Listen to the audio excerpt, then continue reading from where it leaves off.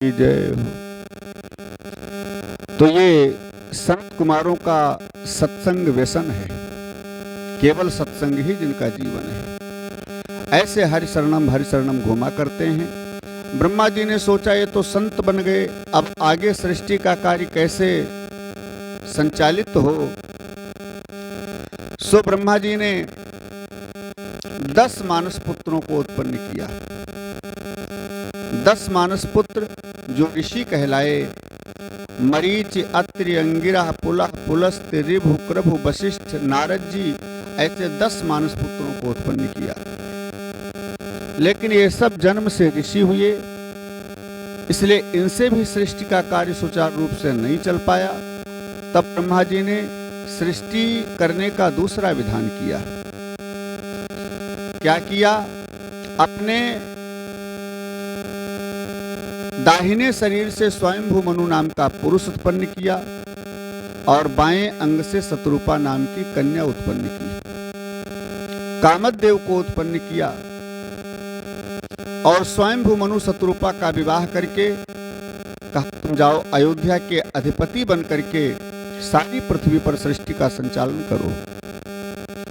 स्वयंभू मनु आए तो यहां आकर के देखा कि पृथ्वी ही नहीं है, केवल जल ही जल है, पृथ्वी गायब। अब स्वयंभू मनु ने जाकर के निवेदन किया ब्रह्मा जी से, पृथ्वी नहीं है, क्या किया जाए महाराज। ब्रह्मा जी ने भगवान नारायण का ध्यान किया, प्रभु सृष्टि का कार्य आगे कैसे बढ़े, पृथ्वी नहीं है। और जैसे प्रार्थना किया, ब्रह्मा जी की नाक से छींक आई और उस छींक से 1 अंगुल लंबा चौड़ा एक सूकर प्रकट हुआ। 12 भगवान प्रकट हो गए और जैसे नीचे गिरे सो पर्वताकार शरीर के हो गए, भूधराकार शरीर के हो गए, बड़ा विशाल काय शरीर निर्मित किया। ऐसे 12 भगवान का अवतार हुआ। बोलिए 12 भगवान की। सूकर भगवान के रूप में प्रकट होकर के ब्रह्मा जी को आश्वासन दिया, चिंता न करो ब्रह्मन, पृथ्वी को हिरण्याक्ष लेकर के पाताल चला गया है, मैं अभी लेकर के आता हूं। और फिर पाताल में जाकर के पृथ्वी को अपने कराल दाढ़ों पर रख करके जल के ऊपर लेकर आए। पृथ्वी जल के ऊपर बिछा दिया। पृथ्वी के ऊपर खड़े होकर के पीछे से हिरण्याक्ष ललकारता हुआ आया, चक्र सुदर्शन के द्वारा उसका सिरोच्छेदन कर दिया, सिर काट दिया चक्र सुदर्शन के द्वारा। ऐसे 12 भगवान का अवतार हुआ। 12 भगवान अवतार धारण करके हिरण्याक्ष को मारते हैं। हम देखो भगवान के 2 अवतार हो गए। पहला अवतार सनत कुमार के रूप में, ये ब्रह्मा जी की प्रथम संतान है और भगवान का पहला अवतार है। और दूसरा अवतार भगवान का हुआ बाराह के रूप में। ब्रह्मा जी ने सृष्टि का कार्य संचालित किया। स्वयंभू मनु शत्रुपा आए, अयोध्या के अधिपति बनकर के सारी पृथ्वी के ऊपर सृष्टि का संचालन करने लगे। स्वयंभू मनु ने 5 संतानों को जन्म दिया शत्रुपा से, जिसमें 3 पुत्रियां हैं और 2 पुत्र हैं। उत्तानपाद और प्रियव्रत 2 पुत्र हैं। आकुति, देवहूति, प्रसूति, ये 3 कन्याएं हैं। देवहूति बड़ी सुंदर है और सुलक्षणा है, सारे गुणों से युक्त है। इसलिए स्वयंभू मनु को चिंता हुई कि ऐसी सारे लक्षणों से युक्त कन्या का विवाह किसके साथ किया जाए। स्वयंभू मनु पुत्री के विवाह की चिंता कर रहे हैं और इधर मैत्रेय जी कहते हैं कि एक ऋषि हैं जो ब्रह्मा जी के मन से उत्पन्न हुए हैं। इनका नाम है कर्दम ऋषि। कर्दम ऋषि जंगल में बैठे तपस्या कर रहे हैं, नारायण का ध्यान कर रहे हैं। अचानक भगवान नारायण प्रकट हो गए। भगवान नारायण को देखा, कर्दम बड़ा प्रसन्न हो गए। प्रभु बड़ी कृपा हुई जो आपके दर्शन हुए, आप आए। भगवान नारायण ने कहा, कर्दम हम तुम्हें कुछ बताने आए हैं, प्रभु आदेश करो। भगवान ने कहा तुम विवाह कर लो। कर्दम ने कहा ना प्रभु, इस झंझट में मत फंसाओ। विवाह करने के बाद तो आपका भजन भी छूट जाएगा, इसलिए महाराज इस चक्कर में मत फंसाओ, मैं तो ऐसे रहूंगा। भगवान नारायण ने कहा कर्दम अगर तुम विवाह करोगे तो मैं तुम्हारा पुत्र बन करके आऊंगा। ये मैं वादा करता हूं कि मैं तुम्हारा पुत्र बन करके आऊंगा। करदम जी ने कहा, प्रभु अगर विवाह करने से ही आपकी प्राप्ति होती है तो मैं अवश्य करूंगा। भगवान अगर विवाह करने के बाद ही मिलते हैं तो मैं अवश्य करूंगा। यहां सूत्र समझें, गृहस्थी जीवन से भगवान बड़ी सरलता से मिलते हैं, लेकिन जब गृहस्थी धर्म का नियम से निर्वाह किया जाए, नियम से गृहस्थी धर्म का पालन किया जाए तो भगवान बड़ी सरलता से मिलते हैं। क्योंकि ये गृहस्थी वाला मार्ग जो है परमात्मा को प्राप्त करने का, ये थोड़ा झंझट का है। जैसे किसी शहर से होकर के आप अपनी गाड़ी लेकर के निकलें तो दो मार्ग होते हैं। शहर को पार करने के लिए दो मार्ग होते हैं, एक तो बाईपास होती है और एक शहर के बीच से होकर के। तो शहर के बीच से होकर के जब निकलोगे तो थोड़ा देर लगेगी और बड़ा झंझट रहेगा, क्योंकि भीड़ भाड़ ज्यादा होती है, मार्केट वगैरह पड़ती है। शहर को पार करने में कठिनाई भी होगी। और बाईपास से होकर के जाओगे तो रोड साफ रहता है, आराम से निकल जाओ, कोई दिक्कत नहीं। ऐसे इस संसार में परमात्मा को पाने के दो मार्ग हैं, गृहस्थी और सन्यास। गृहस्थी मार्ग है शहर के बीच से होकर के रास्ता, और जो सन्यास मार्ग है ये बाईपास है, कोई रुकावट नहीं, कोई अड़चन नहीं, सीधे चले जाओ। ऐसे इसलिए गृहस्थी में अनेक प्रकार के झंझट होते हैं। उन झंझटों में व्यक्ति न उलझे, उनमें न उलझ करके बस सीधा चलता रहे अपने मार्ग पर, तो समय लगेगा लेकिन मंजिल जल्दी मिल जाएगी, मंजिल प्राप्त कर लेगा। ऐसे करदम कहते हैं, प्रभु अगर विवाह करने से ही आपकी प्राप्ति होती है तो मैं अवश्य करूंगा। करदम ने स्वीकृति दिया। भगवान ने स्वयंभू मनु को आश्वासन दिया। स्वयंभू मनु अपनी पुत्री देवहूति को लेकर के करदम जी के साथ विवाह करने के लिए आए। करदम जी ने पहले तो देवहूति की परीक्षा लिया कि लड़की योग्य है कि नहीं योग्य है, लेकिन देवहूति परीक्षा में पास हो गई, अपनी योग्यता का प्रदर्शन किया। करदम जी बड़ा प्रसन्न हुए। अच्छा समझे परीक्षा कैसे लिया। जब तीनों करदम जी के आश्रम में आए, स्वयंभू मनु, शतरूपा, देवहूति, तो करदम जी आश्रम से 3 आसन लेकर के आए, तीनों आसन डाल दिए। एक आसन पर स्वयंभू मनु बैठ गए, एक पर शतरूपा बैठ गई और एक पर देवहूति, लेकिन देवहूति बैठी नहीं, आसन से अलग खड़ी है। विचार करती है ये होने वाले मेरे पति हैं, अभी थोड़ी ही देर में इनके साथ मेरा विवाह होने वाला है, तो जब ये मेरे पति हो चुके हैं, इसी हेतु हम आई हैं, तो ये आसन बिछाया है मेरे पति ने, अब पति के बिछाए हुए आसन पर हम कैसे बैठ जाएं, ये तो दोष होगा। इसलिए देवहूति खड़ी सोच रही है कि हम इस आसन पर नहीं बैठ सकती। क्या किया, बैठा न जाए तो आसन का अपमान हो, इसलिए एक हाथ आसन के ऊपर रख लिया और बैठ गई आसन से अलग। करदम जी समझ गए कि कन्या योग्य है, सुलक्षणा है, विवाह करने के योग्य है। जैसे ऊपर से सुंदर वैसे अंदर से भी सुंदर है। देखो कन्या देखने जाओ तो केवल बाहर की सुंदरता मत देखो, बाहर की सुंदरता देख करके अगर फंस गए और स्वभाव ठीक नहीं हुआ तो बाद में मामला बिगड़ जाता है। इसलिए कन्या की सुंदरता अंदर से देखना चाहिए, बाहरी सुंदरता नहीं। ये तो चमड़ी की पेंटिंग है, केवल चमड़ी की पेंटिंग मत देखो, अंदर इसके मजबूती है कि नहीं है ये देखना चाहिए। इसलिए स्वभाव की परख जरूर करनी चाहिए, भाव कैसा है जरूर देखना चाहिए। करदम जी ने सोचा, कहा लड़की योग्य है, लेकिन स्वयंभू मनु से कहते हैं, देखो महाराज मैं विवाह तो करूंगा, लेकिन मेरी एक शर्त है। क्या शर्त है? मेरी शर्त यह है कि मैं केवल भोग विलास की कामना से, काम वासना के भाव से केवल हम विवाह नहीं करेंगे।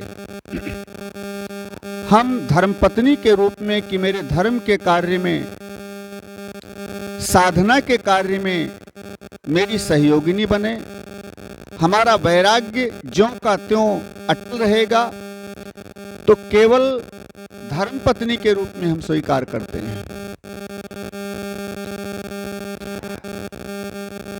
शत्रुपा ने सुना तो शत्रुपा कहती है, स्वामी हमको भी मंजूर है, हम भी चाहती हैं कि परमार्थ मार्ग के ऊपर चला जाए, भगवान की प्राप्ति करने के लिए साधन किया जाए, इसलिए हम भी तुम्हारे कार्य में सहयोगिनी हैं। लेकिन जब तक एक संतान नहीं हो जाती, तब तक पत्नी और पति का व्यवहार जैसा होना चाहिए वैसा ठीक है।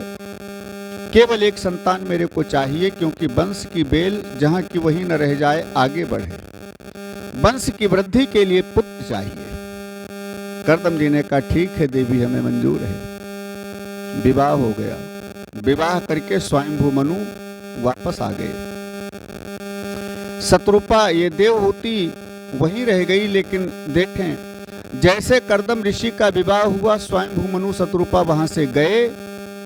कर्दम जी नेत्र बंद करके ध्यान लगा करके बैठे और इनकी अखंड समाधि लग गई। अभी थोड़ी देर पहले विवाह हुआ है। विवाह के तुरंत बाद ध्यान लगाया और अखंड समाधि इनकी लग गई। ऐसी अखंड समाधि लग गई कि 1 2 दिन 10 दिन की नहीं, कब टूटे पता नहीं है। ऐसी अखंड समाधि लगाकर बैठ गए। लेकिन देवहूति भी अपने धर्म की बड़ी पक्की है। देवहूति सोच रही है, मेरे पति ध्यानावस्था में है, इस समय अगर इनको छोड़ करके हम गई तो उचित नहीं है। इस समय तो बड़ी कठिन सेवा मेरे को करनी है, क्योंकि मैं यहां से चली गई, अभी किसी मच्छर ने आकर के काट लिया मेरे पति को, तो कष्ट होगा इनको। इसलिए अब तो 1 सेकंड के लिए पति को छोड़ना ठीक नहीं है। इसलिए खड़ी खड़ी पति की सेवा में तत्पर है। गर्मी लगती है तो हवा करती है, ठंड लगती है तो ठंड से बचाती है, कोई मच्छर जीव जंतु आता है उसको भगाती है। अरे पति की सेवा में इतना लीन हो गई कि नहाना धोना भूल गई, भोजन करना पानी पीना भूल गई। और धीरे धीरे ऐसे सेवा में तत्पर हुए देवहूति को खड़े खड़े 1 वर्ष बीत गया। 1 वर्ष बीत गया। 1 वर्ष से न भोजन किया है, न जल पिया है, स्नान भी नहीं किया, इसलिए साड़ी मटमैली हो गई है, कपड़े गंदे हो गए हैं। और कर्दम जी की 1 वर्ष के बाद समाधि टूटी है। जब समाधि टूटी, देखा पास में कोई स्त्री खड़ी है। कर्दम जी ने देखा, कहा, देवी आप कौन हैं, आपका परिचय? देवहूति ने कहा, स्वामी भूल गए, आप तो मेरे पति हैं। पति? हाँ नाथ, याद करो, 1 वर्ष पहले तुम्हारा विवाह हुआ था किसी के साथ। कर्दम जी ने ध्यान दिया, हाँ हुआ तो था। अरे वही तो हम हैं, देवहूति, स्वयंभू मनु की पुत्री। महाराज 1 वर्ष से आप समाधिस्थ हैं, मैं यहीं पर खड़ी हूं। कर्दम जी ने देखा, देवहूति के वस्त्र भी गंदे हो गए हैं, शरीर भी गंदा हो गया है और शरीर सूख करके कांटा हो गया है, अस्थि पंजर ही केवल बचा है। समझ गए कि इसने भोजन भी नहीं किया, जल भी नहीं पिया 1 वर्ष से। इसलिए कर्दम बड़ा प्रसन्न, देवी तुमने मेरी बड़ी सेवा किया है, इसलिए मांग लो क्या चाहिए। देवहूति ने कहा, नाथ हमारे से ज्यादा सौभाग्यशाली दुनिया में कोई नहीं हो सकता, क्योंकि आपके जैसा त्यागी, बैरागी, साधना वाला पति मिला है मेरे को। अरे ऐसा पति मिल जाए तो इससे बड़ा सौभाग्य और कौन होगा। गृहस्थी का सुख भोगते हुए परमात्मा को प्राप्त कर ले, इसलिए आपके जैसा पति मिलना तो दुर्लभ है नाथ। आपके जैसा मेरे को पति मिला है और क्या चाहिए, मुझे कुछ भी नहीं चाहिए। कर्दम ने कहा, नहीं देवी, मांगना पड़ेगा। मैंने कहा है मांग लो क्या चाहिए। स्वामी अगर दे सकते हो तो केवल एक संतान चाहिए बस। वंश की बेल आगे बढ़ाने के लिए केवल एक संतान चाहिए। ठीक है देवी। और कर्दम ऋषि ने अपने सिद्धि के प्रभाव से वहां पर अनेक सुंदर सुंदर देवांगनाओं को प्रकट किया। जो सुंदर सुंदर देवांगनाएं देवहूति को पकड़ कर लेकर गईं, एक सरोवर में मल मल करके स्नान करवाया, उबटन लगा करके नहलाया और फिर 16 श्रृंगार किया, बड़े सुंदर वस्त्र पहनाए। अब तो देवहूति सज करके बिल्कुल अप्सरा लगने लगी। इधर कर्दम ऋषि ने अपनी सिद्धि के प्रभाव से कामद विमान उत्पन्न किया। एक कामद विमान कैसा है? कहा मन की गति से चलने वाला है। जहां पर मन में कामना करो तुरंत वहीं ले जाकर पहुंचा देता है, और जहां कामना करो वहीं स्थित हो जाता है। ऐसा स्वचालित कामद विमान उत्पन्न किया, जिस विमान के अंदर समस्त विषय भोग की सामग्री उपलब्ध है। कर्दम ने कहा देवी पधारो, और कर्दम देवहूति दोनों उसी विमान में बैठे स्थित हुए। वो विमान ले जाकर के पृथ्वी और आकाश के बीच में स्थित हो गया, ठहर गया। और फिर पृथ्वी आकाश के बीच में कर्दम ऋषि ने देवहूति से बहुत समय तक विहार किया, जिस बहुत समय के विहार में 9 कन्याओं का जन्म हुआ। देवहूति से 9 कन्याओं का जन्म हुआ। कर्दम जी कहते हैं देवी तुमने एक संतान की बात किया था, अब तो 9 हो गई हैं, इसलिए हम वैराग्य धारण करेंगे, अब गृहस्थी से मन ऊब गया है। देवहूति ने कहा स्वामी एक संतान की बात किया था, अभी नहीं दिया है आपने। ये तो पुत्रियां हैं महाराज, इन पुत्रियों से तो दूसरे वंश का नाम चलेगा, अपने वंश का नाम थोड़े चलेगा। क्योंकि एक कुल में पुत्रियां थोड़े ब्याही जाती हैं, कुल तो बदल जाता है, इसलिए दूसरे कुल का नाम चलेगा। इनसे अपने वंश का नाम कैसे चले, अपने कुल का नाम कैसे चले, इसलिए एक पुत्र चाहिए नाथ। कर्दम को याद आया भगवान ने वादा किया था, कर्दम तुम विवाह करोगे तो मैं तुम्हारा पुत्र बन करके आऊंगा। और जैसे याद किया सो तुरंत कर्दम ऋषि ने देवहूति से पुनः विहार किया, जिससे भगवान नारायण का प्राकट्य हुआ पुत्र के रूप में, जिनका नाम पड़ा कपिल भगवान। बोलिए कपिल भगवान की। कपिल भगवान नाम पड़ा, जिनके नाम से पूरा संसार परिचित है। कपिलाश्रम गंगा सागर में आज भी बना हुआ है, जो जाते हैं वर्ष में एक बार खुलता है, ऐसा लोग बताते हैं कि वर्ष में एक बार खुलता है, बाकी समुद्र में डूबा रहता है। कपिल भगवान का प्राकट्य हुआ। यहाँ थोड़ा मर्म समझें, कथा का रहस्य समझें, जो जीवन में उपयोगी होता है। श्री सुखदेव जी कहते हैं परीक्षित, कपिल कर्दम माने होता है जीव, और देवहूति माने होती है बुद्धि। वो भी साधारण जीव बुद्धि नहीं, निष्काम जीव और निष्काम बुद्धि।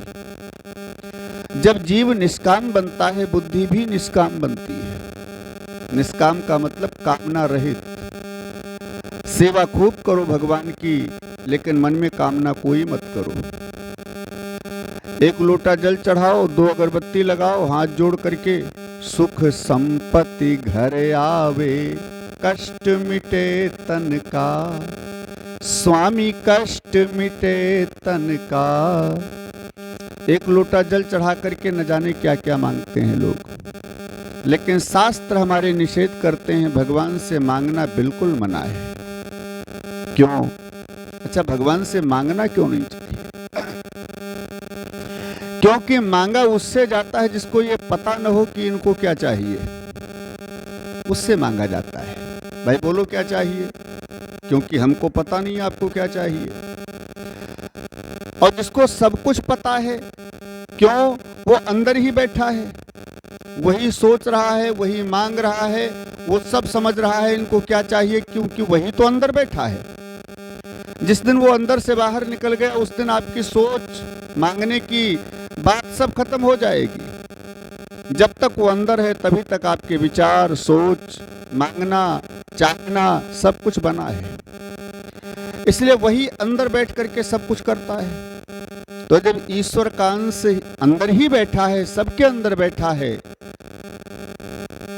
सबके उर अंतर बसहु जानहु भाव को भाव, तो मांगना क्या भगवान से? वो जानता क्या नहीं है? मन की सोची बात भी वो जानता है। मन के अंदर केवल कामना करो, कल्पना करो, सब वो जानता है। क्योंकि सोच भी उसी की है, कामना भी उसी की है। तो जब सब कुछ जानता है तो फिर मांगने से क्या फायदा? मांग करके तो भगवान को हम छोटा बना देते हैं, छोटा बना देते हैं। जैसे हम ये समझ जाते हैं कि इनको पता ही नहीं कि हमको क्या चाहिए, और ये सब जानते हैं कि इनको क्या चाहिए।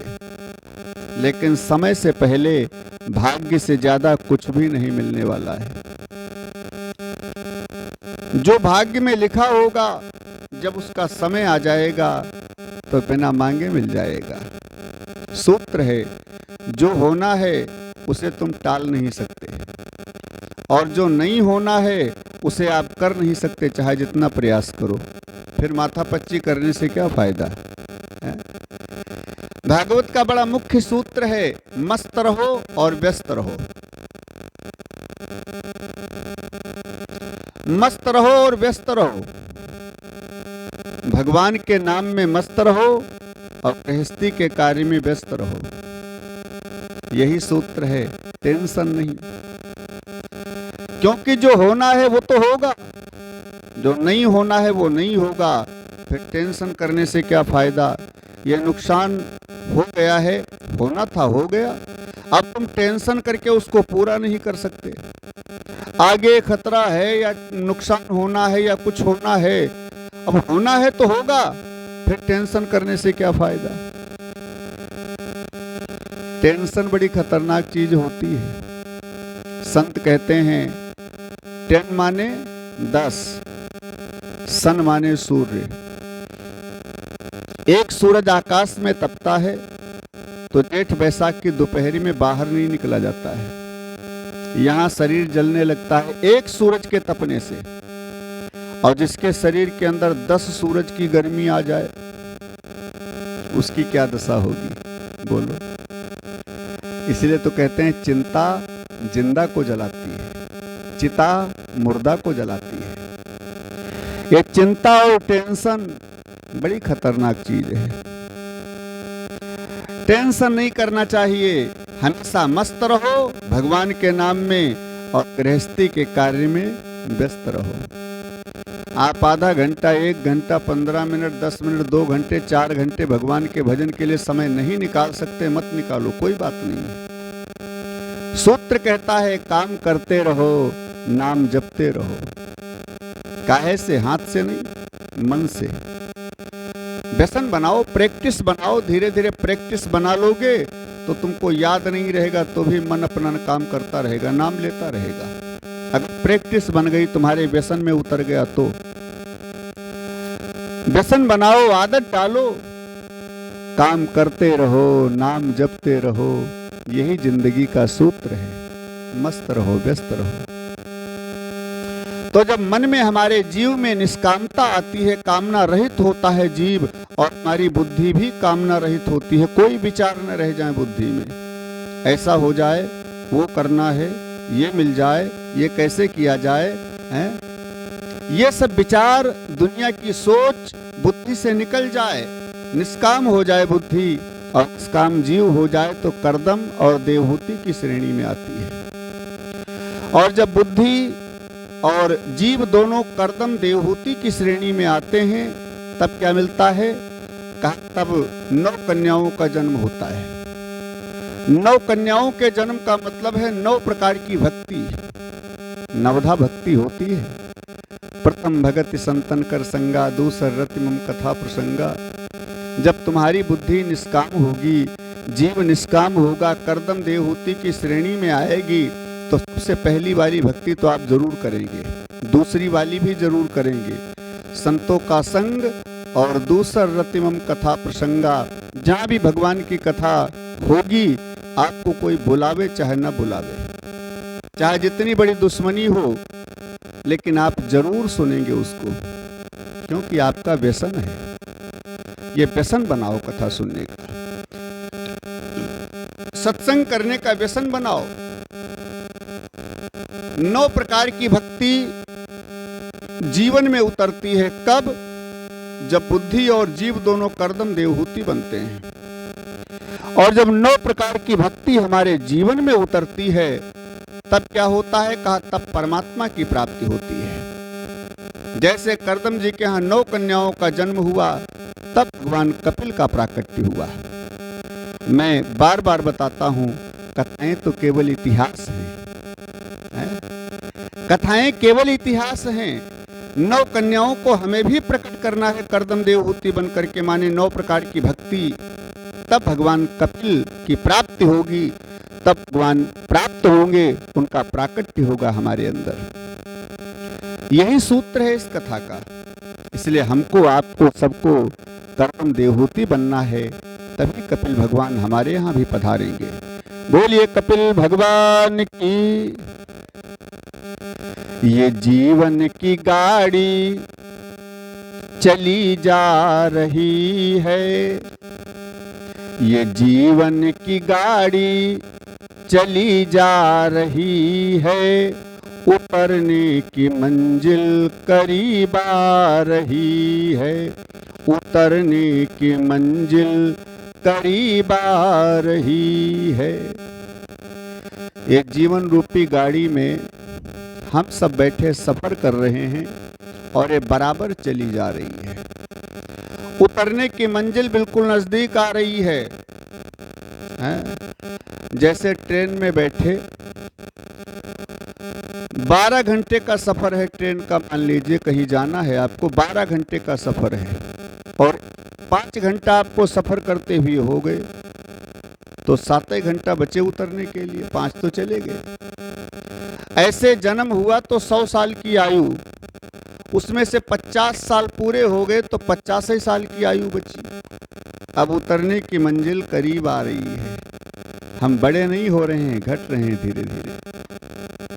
लेकिन संत कहते हैं, नरतन की ट्रेन में, ये नरतन की ट्रेन में आयु रिजर्वेशन, ये जो आयु है ये रिजर्वेशन है हमारा।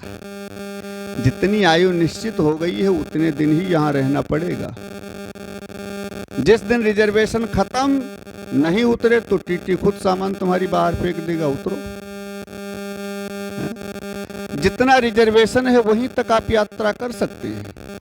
तो ये आयु का रिजर्वेशन है। इस नरतन रूपी मनुष्य शरीर रूपी ट्रेन में जितने दिन की आयु का रिजर्वेशन हो गया है तुम्हारा, उतने दिन ही संसार में रहना है। 10 साल, 20 साल, 50 साल, 100 साल, 125 साल, ज्यादा नहीं रहना है। कि नरतन की ट्रेन में आयु रिजर्वेशन, अहंकार सीट है, डिब्बा है ये मन। हमारे अंदर जो मन है ये डिब्बा है इस ट्रेन का।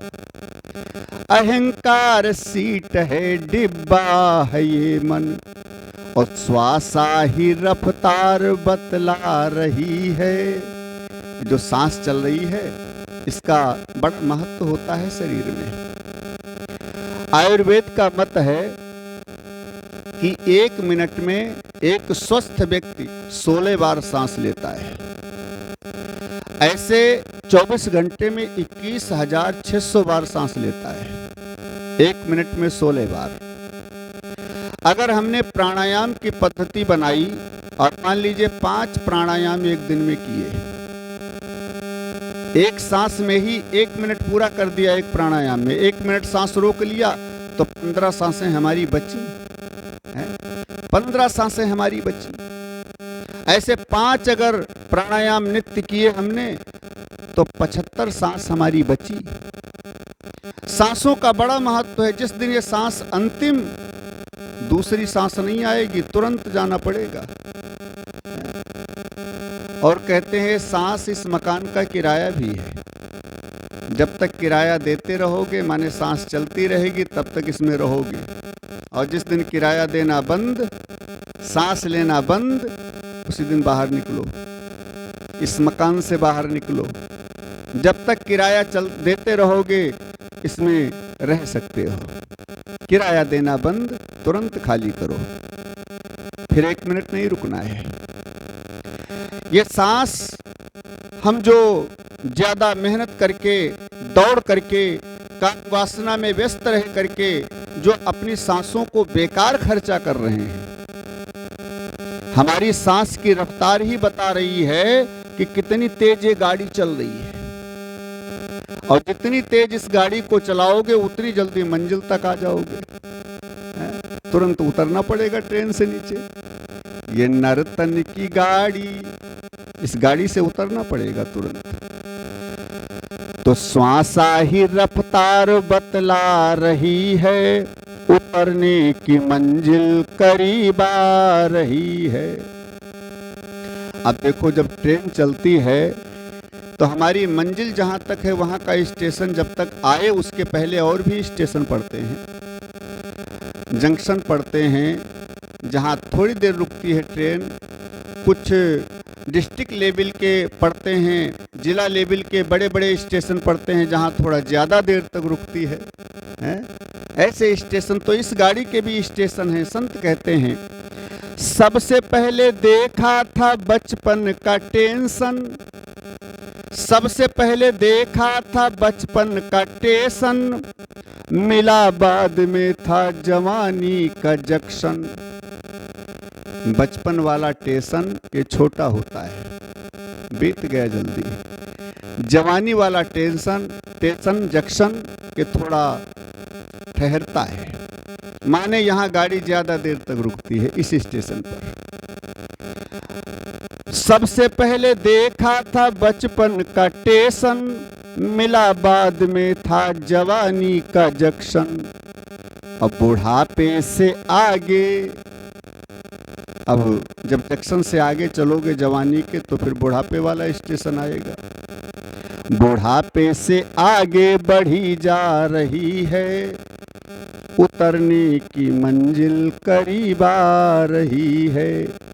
ये जीवन की गाड़ी चली जा रही है, उतरने की मंजिल करीब आ रही है।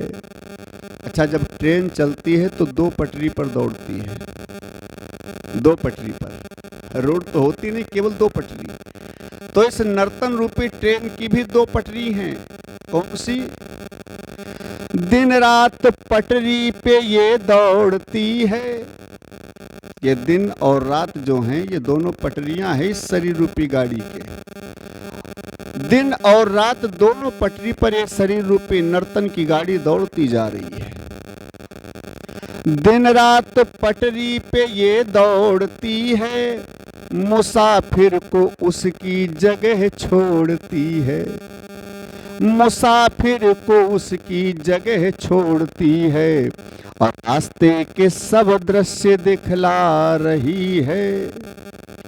रास्ते के सब दृश्य दिखला रही है, उतरने की मंजिल करीब आ रही है। ये नर्तन की गाड़ी चली जा रही है, उतरने की मंजिल करीब आ रही है। और जब उतर गए इस ट्रेन से तब क्या होता है? संत कहते हैं, छूटेगा अपने परायों का मेला, ये छूटेगा अपने परायों का मेला।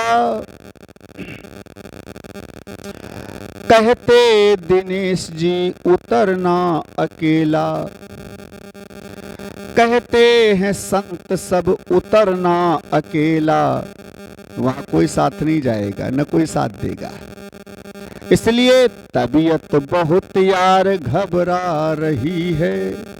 जब साहब के सामने अकेले पहुंचोगे तो घबराहट तो होगी ही। अच्छा किया है तो घबराहट नहीं होगी, बुरा किया है तो जरूर घबराओगे। इसलिए तबीयत बहुत यार घबरा रही है, उतरने की मंजिल करीब आ रही है। ये नर्तन की गाड़ी, ये जीवन की गाड़ी चली जा रही है। उतरने की मंजिल करीब आ रही है। उतरने की मंजिल करीब आ रही है। बोलिए सद्गुरुदेव भगवान की। एक बार सभी लोग जोर से जयकारा लगाएं। बोलिए सच्चिदानंद भगवान की। कपिल भगवान का प्राकट्य हुआ है। जो सूत्र सुना है आप लोगों ने, इसी सूत्र के अनुसार हम लोग भी भगवान को, कपिल भगवान को अपने यहाँ बुला सकते हैं। तो अब कपिल भगवान का प्राकट्य हुआ। ब्रह्मा जी ने सोचा चल करके परमात्मा के दर्शन करें। भगवान आया है, भगवान के दर्शन करें। तो ब्रह्मा जी दर्शन करने के लिए चले। ब्रह्मा जी के 10 मानस पुत्र हैं, जो अभी पीछे सुना है। 10 ऋषि, ये 10 मानस पुत्र हैं। तो ब्रह्मा जी के 9 पुत्र तो घर में हैं, ऋषि कुमार। एक जो सबसे छोटे वाले हैं, जिनका नाम नारद जी है, ये कभी एक जगह ठहरते नहीं हैं। ये घुमक्कड़ महात्मा है, इसलिए कहीं घूमने गए हैं। तो 9 पुत्र ब्रह्मा जी के हैं उस समय। तो 9 ऋषि कुमार ब्रह्मा जी के साथ में चले भगवान का दर्शन करने। ब्रह्मा जी आए, कपिल भगवान के बड़े भाव से दर्शन किया, प्रणाम किया, अपने जीवन को कृतार्थ किया। जब वहां से चलने लगे तो कर्दम जी ने आग्रह किया। कर्दम जी ने कहा, ब्रह्मन एक निवेदन है। ब्रह्मा जी ने कहा, बोलो। महाराज, आपके साथ में 9 पुत्र हैं और हमारे घर में 9 कन्याएं हैं। अगर मेरी 9 कन्याओं का विवाह आपके 9 पुत्रों के साथ हो जाए तो प्रभु इस गृहस्थी के भार से मुक्त हो जाऊं। अब ब्रह्मा जी तो बड़ा गदगद हो गए, प्रसन्न हो गए। सुबह से शीघ्रम, जल्दी करो भाई। फिर कर्दम जी ने अपनी 9 पुत्रियों का विवाह ब्रह्मा जी के 9 पुत्रों के साथ कर दिया। मरीचय कलाम प्रादाद अनसूया मथात्रे श्रद्धाम अंगिरसेक्षायत पुलस्त्याय हविर्भुवम।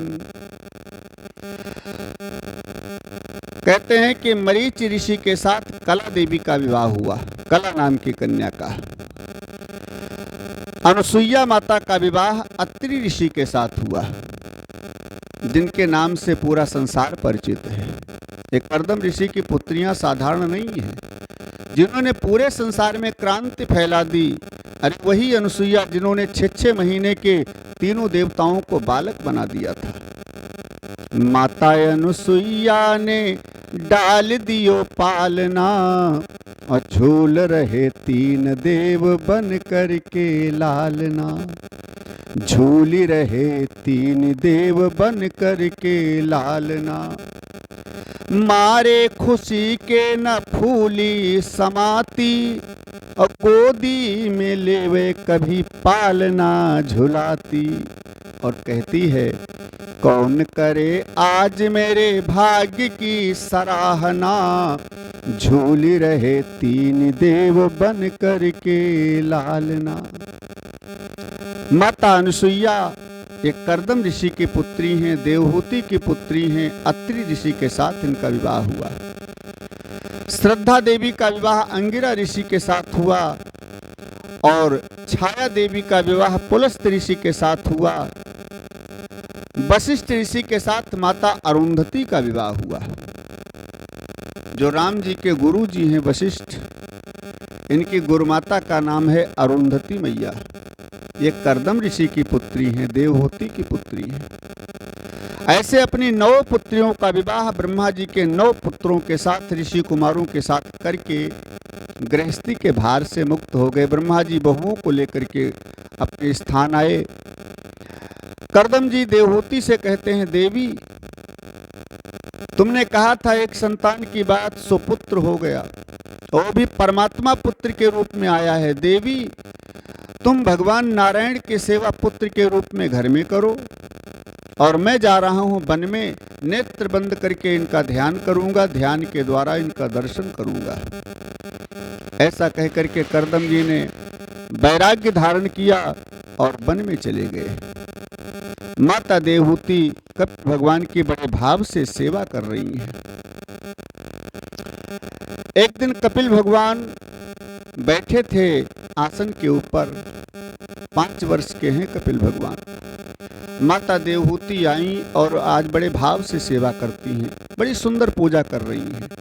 कभी तिलक लगाती हैं, कभी माला पहनाती हैं, कभी आरती उतारती हैं, बड़ी विधिवत पूजा कर रही हैं। कपिल भगवान ने कहा, माँ आज ये उल्टी गंगा क्यों बहा रही हो? जो काम मेरे को करना चाहिए सो आप कर रही हैं। आप तो मेरी माँ हैं, मैं आपका पुत्र हूँ। माता देवहूति ने कहा, बेटा आज तो मैं वो कर रही हूँ जो जीवन में जरूर करना चाहिए, मानव जीवन पाने के बाद अवश्य करना चाहिए। आज मैं वो कर रही हूँ बेटा, क्योंकि मुझे पता है तुम कौन हो। आप तो परमात्मा हैं, साक्षात नारायण मेरा पुत्र बन करके आया है बेटा। इसलिए आज तो मैं अपने जीवन को और ज्यादा सौभाग्यशाली बना रही हूँ।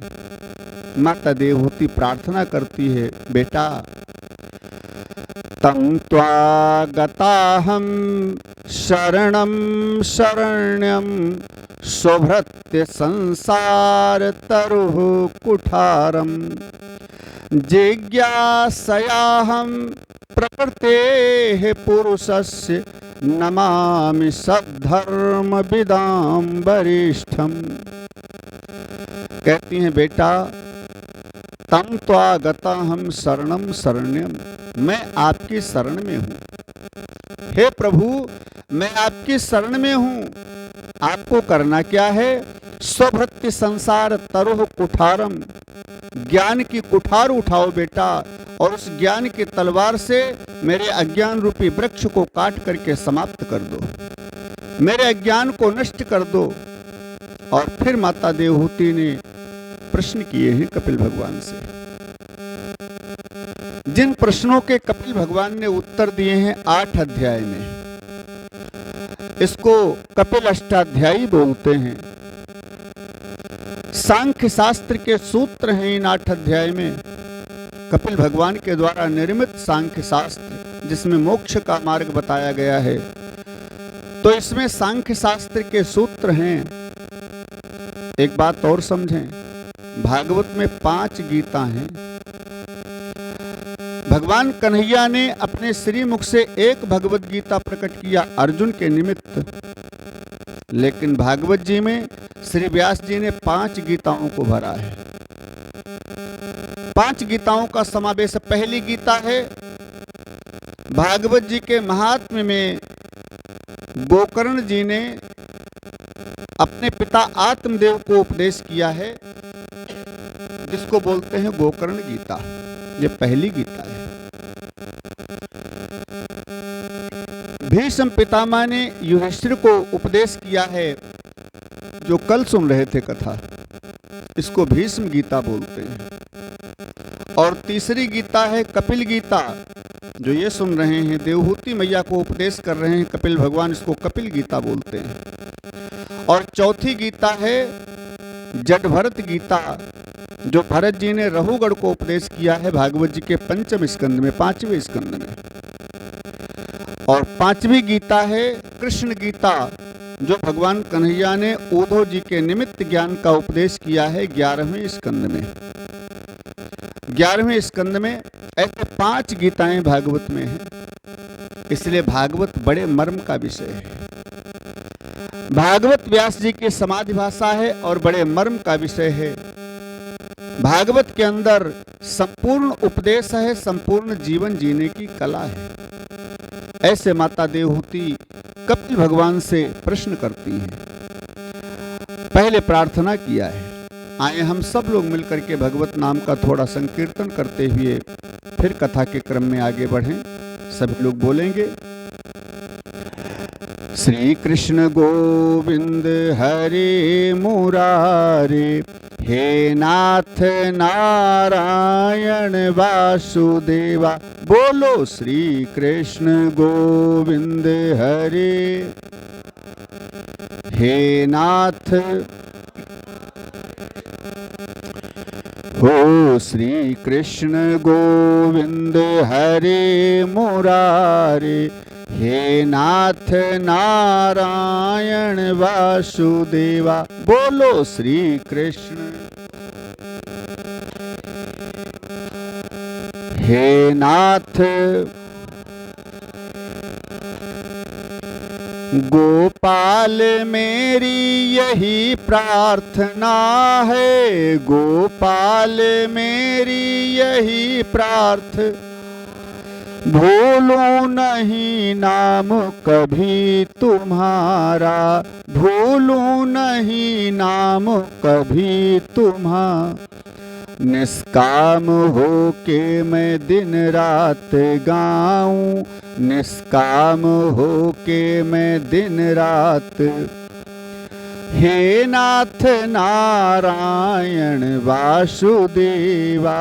हे नाथ नारायण वासु। श्री कृष्ण गोविंद हरे मुरारे। हे नाथ नारायण वासुदेवा। श्री कृष्ण गोविंद।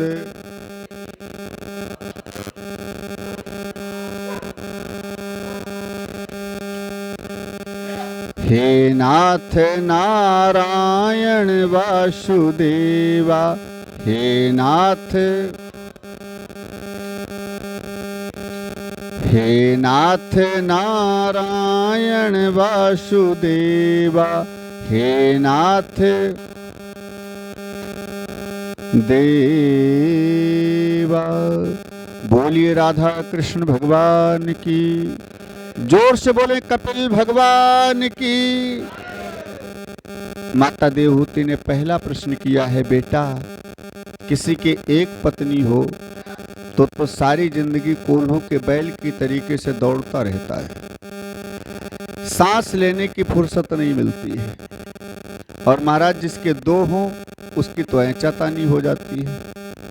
और जिसके बहुत सी पत्नियां हों, ऐसे कहती हैं कि एक भगत जी के दो पत्नियां थीं। भगत जी के दो पत्नियां थीं। एक बार एक चोर उनके घर में चोरी करने के लिए आया। पीछे से दीवार काट करके अंदर घुस गया चोरी करने के लिए। यहाँ दोनों पत्नियां जग रही हैं। भगत जी तो घर में नहीं है, थोड़ा गांव में घूमने गए हैं। रात को 12 बजे का समय। दोनों पत्नियां जग रही हैं। एक ऊपर रहती है, एक नीचे रहती है। नीचे वाली आज तैयार खड़ी है, आज ऊपर नहीं जाने दूंगी, यहीं रहेंगे वो जब आएंगे। और ऊपर वाले भी जीना के पास तैयार खड़ी है, नीचे नहीं, मेरे वहां चलना है उनको आज। दोनों पत्नियां तैयार खड़ी हैं बिल्कुल। चोर ने देखा कि सब जाग रहे हैं, सो चारपाई के नीचे छिपकर बैठ गया। मौका मिलेगा तो अपना काम करेंगे। इतने में 12 बजे रात को, 12:30 बजे रात को भगत जी आ गए घर में घूम करके। और जब 12:30 बजे रात में आए तो विचार करके आए थे कि आज ऊपर जाऊंगा। सो जीने के पास आए ऊपर जाने के लिए। जैसे देखा नीचे वाली ने ऊपर जा रहे हैं, सो नीचे वाली दौड़ी और एक हाथ पकड़ लिया, अपनी तरफ खींचा, यहीं रहना है, वहां नहीं जाना है। अब ऊपर वाली भी तैयार खड़ी थी जीने के पास, वो आई, उसने दूसरा हाथ पकड़ लिया, वो अपनी तरफ खींचने लगी, ऊपर जाना है। अब दूसरी वाली अपनी ओर खींच रही, वो वाली अपनी ओर खींच रही। भगत जी ऐंचा तानी में बीच में फंसे हैं। अब किधर जाए, न वो छोड़ रही न वो छोड़ रही। चोर चोरी करने के लिए आया, चारपाई के नीचे बैठा तमाशा देख रहा है।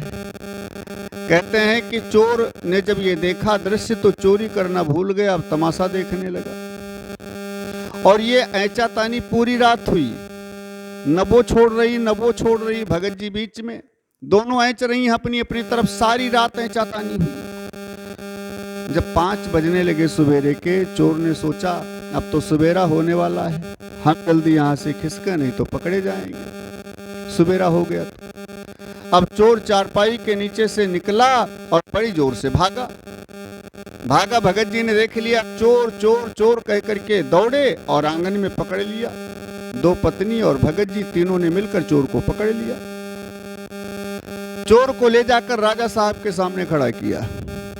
साहब, ये चोर है, मेरे घर में चोरी करने आया था। राजा ने पूछा, क्यों गए थे चोरी करने? हाँ महाराज, गया तो था चोरी करने, लेकिन चुराया कुछ नहीं है। इनका लिया कुछ नहीं, गया तो था। राजा ने कहा, गए तो थे चोरी करने के ही उद्देश्य से, भले कुछ न चुराया हो, लेकिन उद्देश्य तो तुम्हारा वही था, मौका मिलता तो ले जाते, मौका नहीं मिला। ठीक है, तुमने गलत किया है, दंड मिलेगा, लेकिन हम अपनी तरफ से दंड नहीं देंगे। जिनके घर में तुम चोरी करने गए थे वही भगत जी तुमको दंड देंगे। बोलो भगत जी, इस चोर को कौन सा दंड दिया जाए? जो तुम निर्धारित करोगे वही दंड इसको दिया जाएगा। बोलो क्या दंड दिया जाए? भगत जी ने कहा, महाराज, इसको कोई दूसरा दंड मत दो, इसके 2 ब्याह करवा दो, केवल 2 ब्याह करवा दो महाराज, सारी जिंदगी वैसे भोगेगा। अरे मृत्युदंड दे दिया तो एक ही बार मर करके छुट्टी पा जाएगा, और 2 ब्याह करवा के फिर जिंदगी भर, क्योंकि हम भोग रहे हैं वही। चोर ने तुरंत हाथ जोड़ करके कहा, महाराज फांसी दे दो, मंजूर है, 2 ब्याह नहीं करूंगा, क्योंकि सारी रात नाटक देखा है मैंने। महाराज ब्याह नहीं करूंगा, 2 ब्याह नहीं करूंगा। यहां देवहूति कह रही है, बेटा कपिल, 2 पत्नियों में ऐचा तानी होती है जिसके बहुत सी पत्नियां हों। बहव्यः सपत्न्यः इह गेह पतिम लोनंती, जिसके बहुत सी पत्नियां हों उसकी क्या दुर्दशा होती है। बेटा हमारे तो बहुत सी पत्नियां हैं। अब समझें, संसार में चाहे स्त्री हो चाहे पुरुष हो, जितने भी जीव हैं, जितने भी प्राणी हैं, सबके 10 पत्नियां हैं, सबके 10 पत्नियां हैं। ये जो 10 इंद्रियां हैं, यही 10 पत्नियां हैं। 5 कर्मेंद्रियां, 5 ज्ञानेंद्रियां, ये 10 पत्नियां हैं। और इन्हीं 10 पत्नियों की फरमाइश करने में दिन रात आदमी दौड़ता रहता है, भटकता रहता है, दिन रात चलता रहता है, लेकिन इंद्रियों की फरमाइश कम नहीं पड़ती, आदमी की भागदौड़ कम नहीं पड़ती, और इंद्रियों की फरमाइश पूरा करते करते दुनिया से चला जाता है। कान कहते हैं मुझे सुंदर संगीत सुनना है, तो आंख कहती है मुझे सुंदर दृश्य देखना है, तो जीवा लपलपाती है मुझे तो चटपटे पदार्थ खाने हैं। हाथ स्पर्श सुख की लालसा में आगे बढ़ते हैं, मुझे चाहिए कोमल स्पर्श। पैर भी चलने के लिए तैयार होते हैं, मुझे तो वहां जाना है, वहां की यात्रा करना है, उधर चलना है। सारी इंद्रियां अपनी अपनी फरमाइशें कर रही हैं, और उन्हीं इंद्रियों की फरमाइश करने के चक्कर में दिन रात आदमी दौड़ता रहता है। अगर ये इंद्रियां कंट्रोल हो जाएं तो आदमी के पास कोई काम ही नहीं है। जब आवे संतोष धन तो सब धन धूरी समान। हाँ, इंद्रियां जिसकी कंट्रोल हो जाती हैं उसके पास कोई काम नहीं है, सारी हवस उसकी खत्म हो जाती है। अब तो हम चाह रहे हैं, ये कमरा बनवाया है, 4 और बन जाए तो ज्यादा बढ़िया है, लेकिन कैसे बने? दिन रात की मेहनत करके खूब कमाऊं फिर बनाऊं। ये जो हवस है, ये हवस कभी शांत नहीं होती है। एक व्यक्ति था, 30 साल की आयु हुई तो उसने विचार किया, हम इतना धन कमाएं, इतना धन कमाएं कि पूरी दुनिया में नंबर 1 धनवान हो जाएं हम। मन में उसके हवस जगी, तो 30 साल की उम्र में हवस जगी, उसने कमाना शुरू किया। थोड़ा बुद्धि ज्यादा लगाई, मेहनत ज्यादा किया, बुद्धि और मेहनत रंग लेकर के आई। धीरे धीरे धन बढ़ना शुरू हुआ, लखपति हुआ, फिर करोड़पति हुआ, फिर अरबपति हुआ, फिर खरबपति हो गया।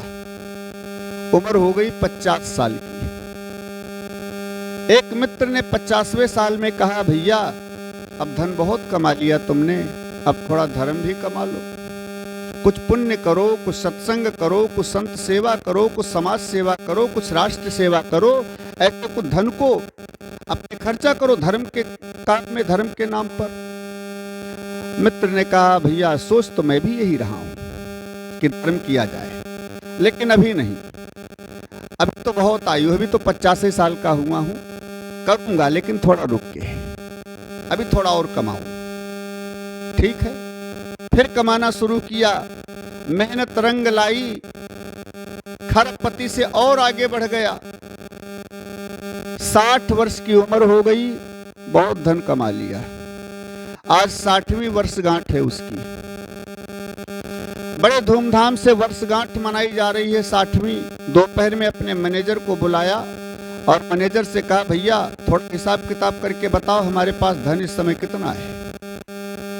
मैनेजर ने शाम तक हिसाब किताब करके बताया। शाम को आकर के तुम्हारे पास इस समय 10 खरब पैसा है, तुम 10 खरब धन के मालिक हो। 10 खरब तो बहुत हो गया ना, लाख, 10 लाख, फिर करोड़, फिर 10 करोड़, फिर अरब, फिर 10 अरब, फिर खरब, फिर 10 खरब। इतना पैसा, 10 खरब के मालिक हो। अब उसने सोचा कि अगर 7 पुश्तों तक, 7 नहीं 20 पुश्तों तक मेरे घर में कोई कमाए ना, केवल खाता रहे, तो भी धन न कम पड़े।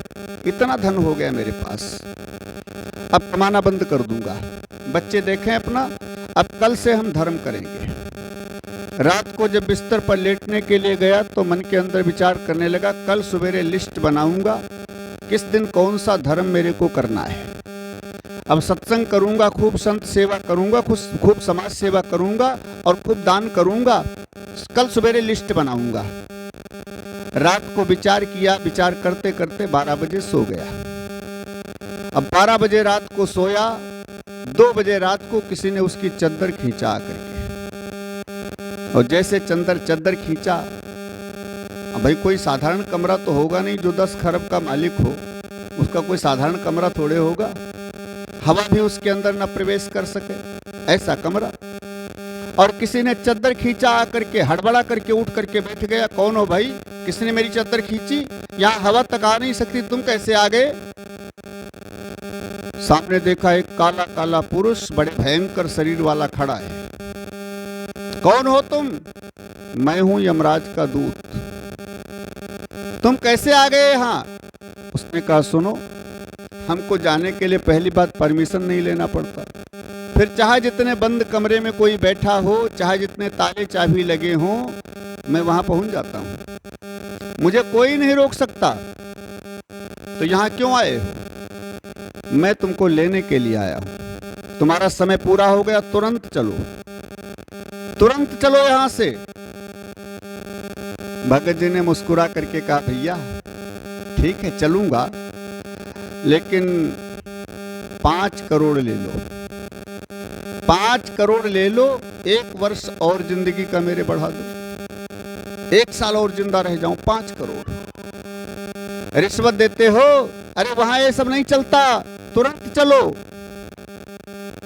वहां पर नहीं चलता, रिश्वत का खेला है, ये रिश्वत का खेला है, 2 दिन की जिंदगी है, 2 दिन का मेला। क्या तू लेके आया बंदे, क्या तू लेके जाएगा, क्या तू लेके जाएगा, 2 दिन की जिंदगी है, 2 दिन का मेला। वहां रिश्वत नहीं चलती, तुरंत चलो। उसने कहा, अच्छा ऐसा करो, 10 खरब का मालिक हूं मैं, 10 खरब रुपया मेरे पास है, उसमें से 50-50 हो जाए, आधा तुम्हारा आधा मेरा। अब तो चलेगा? 1 साल और बढ़ा दो, केवल 1 साल। यमदूत ने कहा, रिश्वत दे रहे हो? अरे 5 खरब की बात छोड़ो, कुछ भी दे दो, काम नहीं चलने वाला। 1 साल तो बहुत हो गया, 1 घंटा नहीं बढ़ेगा, 1 मिनट नहीं बढ़ेगा, तुरंत चलो, इसी समय चलो। उसने कहा, भैया ऐसा करो, सारा धन तुम ले लो, सारा धन ले लो, केवल 1 घंटा बढ़ा दो मेरा। अरे मैंने कहा, सुना नहीं तुमने? तुरंत चलो, 1 मिनट नहीं बढ़ेगा, तुरंत चलो। उसने कहा, अच्छा एक काम करो, मैं अभी चलने के लिए तैयार हूं, लेकिन कुछ लिखना चाहता हूं डायरी के ऊपर, अपने बेटे के नाम एक पत्र लिखना चाहता हूं, इतना समय मिलेगा? ठीक है, जल्दी लिखो। सिरहाने डायरी रखी थी, कलम रखी थी, डायरी उठाई और लिखा उसके ऊपर। पड़ोस में कमरा है, उसी में बेटा सो रहा है। बेटे के नाम एक पत्र लिखा, बेटा मैंने जिंदगी केवल पैसा कमाने में बिता दिया, दूसरा कोई काम नहीं किया, आज तक मैंने कोई धर्म का कार्य नहीं किया, सारी जिंदगी केवल पैसा कमाने में बिता दिया, और जब धर्म करने का विचार आया तो मेरा अंतिम समय आ गया। बेटा ये पता नहीं है कि कौन सा समय अंतिम क्षण हो, पता नहीं किस समय जाना पड़ जाए, ये पता नहीं है बेटा। मैं सोच रहा था अभी बहुत जिंदगी है, कभी कर लूंगा। ये सोच करके मैंने इतने दिन केवल पैसे कमाने में बिता दिए, लेकिन तुम ऐसी गलती मत करना, तुम ऐसी गलती मत करना। धर्म करना खूब, सत्संग करना खूब, दान करना बेटा, समाज सेवा करना, सब कुछ करना, पैसा भी कमाना, लेकिन साथ साथ परलोक भी सुधारने का साधन करना। बेटा मैंने 10 खरब पैसा कमाया, सारी जिंदगी कमाया, लेकिन 10 खरब दे करके भी आज अपनी जिंदगी का 1 घंटा नहीं खरीद पाया, 10 खरब दे करके जिंदगी का 1 मिनट नहीं खरीद पाया बेटा। इसलिए इस करेंसी से आप जिंदगी का 1 पल नहीं खरीद सकते हैं। जो गलती मैंने किया वो तुम मत करना। और ऐसा लिख करके मर गया है? कहते हैं रिश्वत वहां भी चलती है? रिश्वत वहां भी चलती है, ऐसा नहीं कि वहां रिश्वत नहीं चलती, यहां भी रिश्वत चलती, वहां भी चलती है। लेकिन वहां रिश्वत कौन सी चलती है, इस पर विचार करो। वहां रिश्वत कौन सी चलती है? वहां पर यहां की करेंसी नहीं चलती है। विदेश में आप घूमने जाएं तो विदेश में भारत का रुपया नहीं चलेगा, वहां की करेंसी लेना पड़ेगा, है? इसी प्रकार से यमपुरी है तो विदेश, तो वहां भी रिश्वत चलती है, लेकिन वहां की करेंसी अगर आप देंगे तो वो रिश्वत तुम्हारी मानी जाएगी, लेकिन यहाँ की करेंसी नहीं चलेगी। अच्छा, वहां कौन सी करेंसी चलती है? राम नाम की, वहां कृष्ण नाम की, शिव नाम की, भगवान के नाम की करेंसी चलती है वहां, केवल दूसरी कोई करेंसी वहां नहीं चलती। इसलिए भगवान के नाम की करेंसी इकट्ठा करने के लिए भी थोड़ा प्रयास करो। भजन करा कोई तो न होई रे, ये भजन करा कोई तो न होई रे, ये जगतिया में कोई नहीं अपना। भजन करा कोई तो न होई रे, जगतिया में कोई नहीं अपना। केवल भजन ही साथ देता है, भगवान के नाम की करेंसी वहां चलती है। जितनी ज्यादा इकट्ठी कर लेंगे आप, उतने आप रिश्वत देने के योग्य हो जाएंगे, वहां भी तुम्हारा सत्कार होगा, खूब सत्कार होगा। इसलिए यहाँ की करेंसी कमाओ, वहां की भी करेंसी कमाओ, तभी काम चलेगा। लेकिन माता देवहूति कहती हैं, बेटा दिन रात आदमी इंद्रियों की हवस पूरी करने के चक्कर में, इंद्रियों की प्यास पूरी करने के चक्कर में लगा रहता है।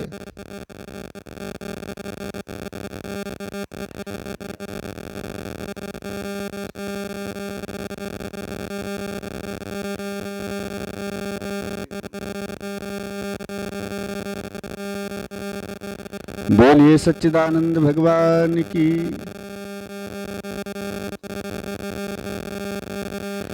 तो ध्यान दीजिए,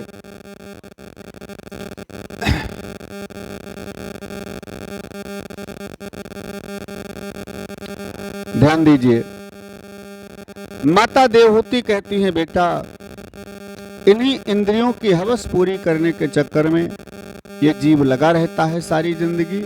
लेकिन ये इंद्रियां कंट्रोल कैसे हों, इन बहुत सी पत्नियों को कंट्रोल में कैसे किया जाए, इसका कोई तरीका बताओ। भगवान कपिल कहते हैं, माता इंद्रियों को वश में करने का केवल एक ही तरीका है, संयम।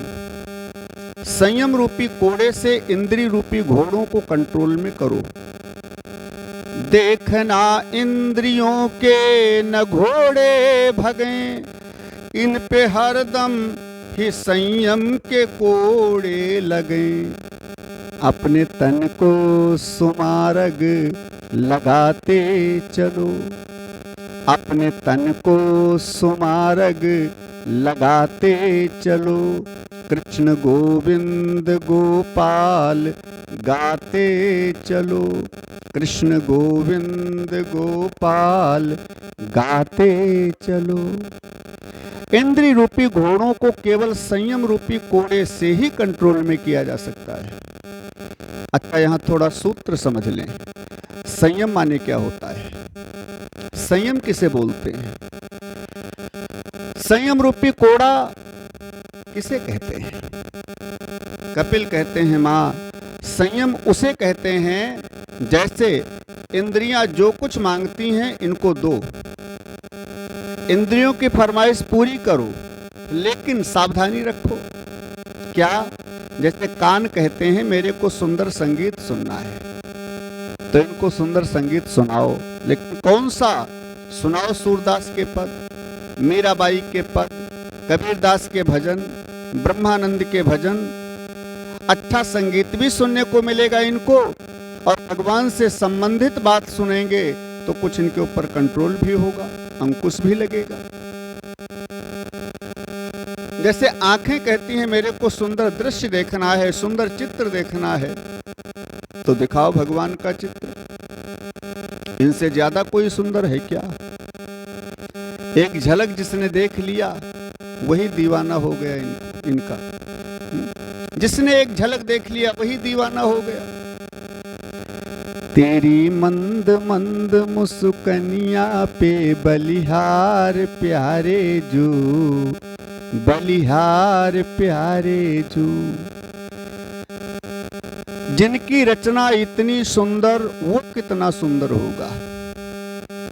परमात्मा का चित्र दिखाओ, भगवान का चित्र देखेंगी, सुंदर दृश्य सुंदर चित्र भी देखेंगी, और कुछ अंकुश भी लगेगा, कंट्रोल भी होंगी। जैसे जिह्वा कहती है मेरे को चटपटे पदार्थ खाने हैं, तो बनाओ 56 प्रकार के व्यंजन, लगाओ ठाकुर जी का भोग, और फिर पाओ प्रसाद। भगवान का प्रसाद खाएगी जिह्वा पर भी अंकुश लगेगा। कहने का मतलब यह है, सूत्र यह है कि जो भी वस्तु इन इंद्रियों को दो वो भगवान से संबंधित वस्तु दो। भजन कीर्तन सुनाओ तो परमात्मा से संबंधित, कोई पदार्थ खिलाओ जिह्वा को तो भगवान का भोग लगाया हुआ प्रसाद बना करके खिलाओ। अरे शास्त्रों ने तो अंकुश यहां तक लगाया है कि कुछ भी खाओ, कुछ भी खाओ, भगवान को निवेदित करके समर्पित करके ही खाओ। त्वदीयं वस्तु गोविंदम तुभ्यमेव समर्पयामि। आपका दिया हुआ प्रभु आपको समर्पित है, प्रार्थना करो नाथ। और भगवान को समर्पित करके फिर जिह्वा को प्रदान करो प्रसाद बना करके। अरे अंकुश तो यहां तक लगाया है शास्त्रों ने कि वस्त्र भी पहनो तो वस्त्र बनवा करके लाओ, बाजार से खरीद करके लाओ, पहले भगवान को समर्पित कर दो, और फिर प्रसाद बना करके उसको वापस लेकर के ग्रहण करो, पहनो उसको। कोई जेवर आभूषण लेकर के आओ, पहले भगवान को समर्पित करो, फिर प्रसाद के रूप में उसको ग्रहण करो, उसको धारण करो। किसी भी वस्तु का सेवन करो, भगवान का प्रसाद बना करके उसका सेवन करो। भगवान से संबंधित वस्तु अगर हो जाती है तो धीरे धीरे इंद्रियों पर अंकुश लगता है, कंट्रोल होती है इंद्रियां। इसलिए इनको कोई भी वस्तु दी जाए तो भगवान का प्रसाद बना करके। क्या होता है इससे? का इंद्रियों पर संयम होता है, कंट्रोल होता है, अंकुशित होती है। इसलिए संयम रूपी कोड़े से इंद्रिय रूपी घोड़ों को कंट्रोल में करना चाहिए माँ। इसके अलावा दूसरा कोई साधन नहीं है इंद्रियों को कंट्रोल करने का, दूसरा कोई उपाय नहीं है। इसके बाद में माता देवहूति ने और भी अनेक प्रकार के प्रश्न किए हैं। भगवान कपिल ने सारे प्रश्नों के समुचित उत्तर दिए हैं। कपिल अष्टाध्यायी, ये कपिल गीता बड़े भाव का प्रसंग है, और बड़े भाव से अगर कहा जाए तो ये 8 अध्याय भाव से कहा जाए तो 7 दिन इसी में पूरे हो जाएंगे। ऐसी ये कपिल गीता माता देवहूति को सुनाया। बिल्कुल अंतिम बात सुने, कपिल भगवान ज्ञान भक्ति वैराग्य सबका निरूपण करके बताते हैं। कहते हैं, माँ सब में केवल भक्ति श्रेष्ठ है। ज्ञान की अपेक्षा, वैराग्य की अपेक्षा भक्ति श्रेष्ठ है, क्योंकि ज्ञान में, वैराग्य में व्यक्ति को अपना बल होता है कि मैं इस नियम से पार हो जाऊंगा, वो नियम करके पार हो जाऊंगा, वो साधन करके पार हो जाऊंगा, इसमें अपना बल होता है। लेकिन भक्ति में अपना बल नहीं होता है। भक्ति में तो भगवान के भरोसे होता है भगत। जैसे एक मकान के ऊपर चढ़ना है, समझेंगे भाव से। एक मकान के ऊपर चढ़ना है, सीढ़ी लगी हुई है, सीढ़ी से चढ़ना है। कई लोग लाइन में खड़े हैं चढ़ने के लिए। एक छोटा बालक भी खड़ा है साथ में, 5 वर्ष का। अब जो बड़े बड़े लोग हैं वो तो सीढ़ी के सहारे, अब देखें मकान के ऊपर खड़े हैं भगवान, या कोई प्रतिष्ठित व्यक्ति मान लीजिए, लेकिन यहाँ भगवान से बात मानिए। मकान के ऊपर खड़े हैं भगवान, और नीचे लाइन में अनेक क्वालिटी के भगत खड़े हैं। कुछ ज्ञानी हैं, कुछ वैरागी हैं, कुछ भगत हैं। छोटे बच्चे का मतलब भगत। दैन्य भाव है, दैन्य भाव। मैं कुछ नहीं कर सकता नाथ, केवल आपके नाम का स्मरण कर सकता हूं और कुछ नहीं। तो जिसमें दैन्य भाव हो वो छोटा बालक भगत। ज्ञानी वैरागी है बड़े बड़े लोग। तो जो बड़े बड़े लोग हैं वो तो सीढ़ी से चढ़ करके भगवान तक पहुंच गए, क्योंकि भगवान कहते हैं, बेटा ये 7 सीढ़ी के सोपान हैं, 7 सीढ़ी के पायदाने हैं, पायदान हैं। इन 7 पायदानों पर चढ़ करके जो ऊपर आएगा वही मेरे को पा सकता है। तो जो ज्ञानी वैरागी थे वो नियम संयम के द्वारा, साधन के द्वारा सीढ़ी पर चढ़ गए, भगवान के पास पहुंच गए। लेकिन छोटा अबोध बालक नीचे खड़ा है, माने भगत, प्रभु हम इस सीढ़ी पर नहीं चढ़ सकते, क्योंकि न हम ज्ञानी हैं, न वैरागी हैं, न हम कोई साधन करना जानते हैं, न कोई नियम करना जानते हैं। तो प्रभु हम कैसे आपको प्राप्त करें? भगवान ने कहा, भाई मेरे को पाना है तो ऊपर तो आना पड़ेगा। ये 7 जो साधन है, इन साधनों को करना पड़ेगा, तब मेरे पास तक पहुंच पाओगे। ध्यान, धारणा, प्राणायाम, प्रत्याहार है, ऐसे 7 साधन करना पड़ेगा। लेकिन भगत जी ने कहा, ना प्रभु हम तो नहीं कर सकते, सीढ़ी हम नहीं चढ़ सकते, कैसे आए? भगवान ने कहा, तो नहीं पा सकते मेरे को। भगत जी ने कहा, अच्छा प्रभु एक बात बताओ, क्या सीढ़ी पर केवल चढ़ा ही जा सकता है? दूसरा काम ये नहीं करती है, केवल चढ़ने का ही काम करती है? भगवान ने कहा, नहीं, उतरने का भी काम करती है। चढ़ा भी जा सकता है और उतरा भी जा सकता है। तो भगत ने कहा, प्रभु अगर हम नहीं चढ़ सकते हैं तो आप ही नीचे उतर करके आ जाइए और हमसे मिल लीजिए। छोटा बालक जब रोता है तो माँ चाहे जितने काम में व्यस्त हो, पिता चाहे जितने काम में व्यस्त हो, तुरंत दौड़ करके जाता है, बालक को गोद में लेता है। और जब भगत की ऐसी दीनता, ऐसा दैन्य भाव, प्रभु हम नहीं चढ़ सकते तो तुम ही नीचे उतर करके आ जाओ। और जब भगत इस दैन्य भाव से भगवान को पुकारता है तो भगवान सब कुछ छोड़ करके, बैकुंठ छोड़ करके, गोलोक धाम छोड़ करके, साकेत धाम छोड़ करके तुरंत आ जाते हैं भक्तों के लिए।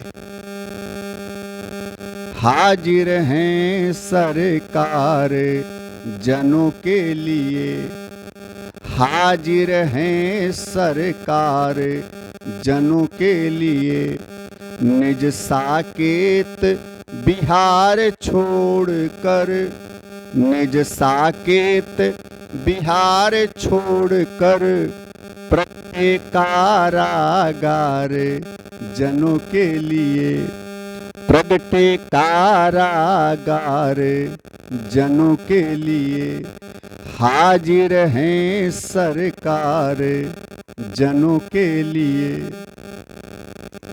तो जब दैन्य भाव आता है भगत में, अबुध बालक की तरीके से, छोटे बालक की तरीके से तो भगवान आते हैं। इसलिए कपिल भगवान कहते हैं, माँ ज्ञान में अपना बल होता है लेकिन भक्ति में अपना बल नहीं होता है। इसलिए भक्ति 9 प्रकार की होती है और 9 प्रकार की भक्ति जब पूर्ण रूप से जीवन में उतरती है, पूर्ण रूप से दैन्य भाव आता है जीवन में। माता देवहूति ने कहा, ये कैसे आती है भक्ति, दैन्य भाव कैसे आता है? कपिल भगवान ने कहा, माता भजन से आता है, नाम कीर्तन से आता है। और फिर नाम कीर्तन करते करते व्यक्ति जब 9 सोपानों को पार कर जाता है, 9 प्रकार की भक्ति को प्राप्त कर लेता है, तब 10वीं अवस्था को जीव प्राप्त करता है। और जब 10वीं अवस्था में जीव पहुंचता है तो पूरा शरीर पानी बन जाता है उसका। जैसे देवहूति मैया 9 प्रकार की भक्ति तो पहले प्राप्त कर चुकी हैं, फिर भी भजन का क्रम नहीं तोड़ा, तो भजन करते करते 10वीं अवस्था को प्राप्त हो गई। देवहूति मैया का पूरा शरीर पानी बन गया, सिद्धिदा नाम की नदी बनकर के बहने लगी, प्रवाहित होने लगी। भगवान कपिल ने माता देवहूति के पावन जल में आचमन किया, मज्जन किया और माता के पावन जल को प्रणाम करके सीधे गंगा सागर क्षेत्र में चले गए। जहां गंगा सागर क्षेत्र में, गंगा सागर तीर्थ में आज भी कपिल भगवान का आश्रम बना हुआ है। कपिल भगवान के वहां जाने से और गंगा जी के वहां पर समुद्र में मिलने से वो गंगा सागर तीर्थ इतना पावन बन गया, इतना पवित्र हो गया कि लोग कहते हैं सारे तीर्थ एक बार बार और गंगा सागर केवल एक बार पहुंच जाओ, समस्त पाप धुल जाते हैं, क्योंकि वहां भगवान कपिल के रूप में साक्षात विराजमान है। ऐसे कपिल भगवान गंगा सागर क्षेत्र में निवास करने लगे। बोलिए कपिल भगवान की। अब केवल 15 मिनट और सुने भाव से। स्वयंभू मनु कहते हैं कि ये मैत्रेय जी कहते हैं विदुर जी से, विदुर स्वयंभू मनु की एक पुत्री देवहूति के वंश का वर्णन सुना, जिसमें कपिल भगवान ने विवाह नहीं किया, इसलिए संतान नहीं हुई। इनका वंश यहीं से क्लोज हो गया। स्वयंभू मनु की दूसरी पुत्री हैं जिनका नाम है माता आकुति। आकुति देवी का विवाह हुआ रुचि प्रजापति के साथ। जिन रुचि प्रजापति ने आकुति से एक पुत्र को उत्पन्न किया जिसका नाम पड़ा यज्ञ भगवान। यज्ञ भगवान का विवाह हुआ दक्षिणा देवी के साथ। बोलिए यज्ञ भगवान की। और दक्षिणा देवी के साथ विवाह हुआ। इसलिए शास्त्र हमारे सूचना देते हैं, कोई भी यज्ञ का कार्य, पूजा का कार्य, धार्मिक कार्य करो, जब तक दक्षिणा न दो उस कार्य की पूर्णता नहीं है, क्योंकि बिना पत्नी के यज्ञ पूर्ण नहीं होता है। यज्ञ भगवान की पत्नी का नाम है दक्षिणा। दक्षिणा देवी के साथ विवाह हुआ, जिससे अनेक प्रकार के फलों की उत्पत्ति हुई। माने अनेक प्रकार के यज्ञ करके, अनेक प्रकार की पूजा करके, धर्मानुष्ठान करके लोग दक्षिणा दे करके अनेक फलों की प्राप्ति करते हैं। ऐसे जो स्वयंभू मनु की तीसरी पुत्री हैं जिनका नाम है माता प्रसूति। प्रसूति का विवाह राजा दक्ष से हुआ, दक्ष प्रजापति से, जो ये ब्रह्मा जी के पुत्र हैं। अंगूठे के नाखून से जिनका प्राकट्य हुआ है, उन दक्ष प्रजापति के साथ विवाह हुआ प्रसूति मैया का। प्रसूति से दक्ष ने 16 कन्याओं को उत्पन्न किया, जिसमें 13 कश्यप ऋषि को ब्याही गई। 14वीं पुत्री जो है जिनका नाम है स्वाहा देवी। स्वाहा देवी का विवाह अग्नि देवता के साथ हुआ। 15वीं पुत्री है जिनका नाम है स्वधा देवी। स्वधा देवी का विवाह पितरों से हुआ। इसलिए अग्नि में जो भी आहुति डाली जाती है, मंत्र कोई भी पढ़ें, चौपाई कोई भी पढ़ें, लेकिन अंत में स्वाहा जरूर बोला जाता है। क्योंकि पत्नी के बिना कोई यज्ञ का कार्य पूर्ण नहीं होता। इसलिए अग्नि भगवान की पत्नी स्वाहा देवी का नाम लेकर के कोई भी मंत्र या कोई चौपाई बोलें, स्वाहा अंत में जरूर बोलते हैं। पितरों के कार्य में स्वधा बोलते हैं। जयंती मंगला काली भद्र काली कपालिनी दुर्गा क्षमा शिवा धात्री स्वाहा स्वधा नमोस्तुते। ये सब महामाई के स्वरूप है। 15वीं पुत्री स्वधा देवी का विवाह पितरों से हुआ और 16वीं पुत्री हैं सबसे छोटी वाली, जिनका नाम है माता सती, और माता सती का विवाह भगवान शिव के साथ हुआ। सती के कोई संतान नहीं हुई, क्योंकि सती ने भगवान शिव की बात नहीं मानी और माता सीता का रूप धारण करके राम जी की परीक्षा ले लिया। सब जानते हैं कथा। राम जी की परीक्षा ले लिया, भगवान शिव ने परित्याग कर दिया। शिव का और दक्ष का विरोध हुआ, जिस विरोध का बदला लेने के लिए दक्ष ने शिव विहीन यज्ञ किया, जिसमें सती जी ने आ जाने का आग्रह किया। शिव ने बहुत रोका, नहीं मानी, जाने का आग्रह किया और दक्ष की यज्ञ में गई। वहां शिव का भाग नहीं देखा तो शिव विहीन यज्ञ देख करके सती का क्रोध फूट पड़ा। दक्ष को भी बुरा भला कहा और शिव का अपमान देख करके अपने शरीर को योगाग्नि में जला करके भस्म कर दिया, जिससे भगवान शिव को बड़ा क्रोध आया। वीरभद्र को प्रकट किया। शिव की आज्ञा से उसने जाकर के दक्ष की सारी यज्ञ को तहस नहस कर दिया। दक्ष की मुंडी मरोड़ करके और उखाड़ करके हवन कुंड में स्वाहा डाल दिया। भृगु ऋषि दाढ़ी हिला हिला करके हंस रहे थे जब शिव जी का अपमान हो रहा था। उनकी दाढ़ी पकड़ करके उखाड़ करके हवन कुंड में स्वाहा। पूषा ऋषि दांत निकाल करके हंस रहे थे। सो एक घूसा मारा, एक घूसा में 32 बाहर, दांत तोड़ दिए। भग ऋषि की आंखें फोड़ दी।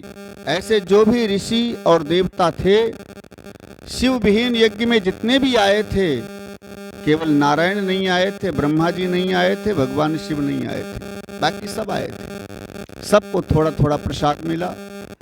सब देवता ऋषि ब्रह्मा जी को आगे करके शिव जी के पास आए। शिव जी से बड़ी प्रार्थना किया। भगवान शिव प्रसन्न हो गए और कहा, मैं क्या करूं? तो सब देवताओं ने मिलकर के आग्रह किया, प्रभु दक्ष की यज्ञ को पुनः संपन्न करो। आप चल करके यज्ञ का भाग ग्रहण करके महाराज दक्ष की यज्ञ को पूर्ण करें।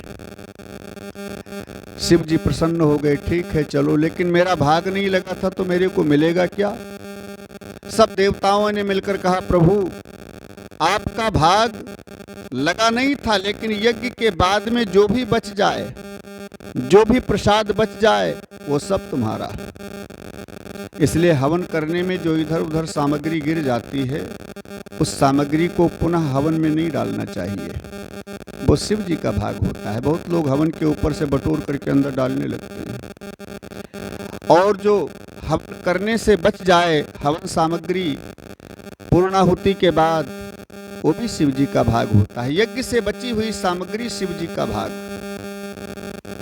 तो ऐसे भगवान शिव प्रसन्न हुए और दक्ष की यज्ञ में आए। आपने कहा, बुलाओ यजमान को, कहाँ है?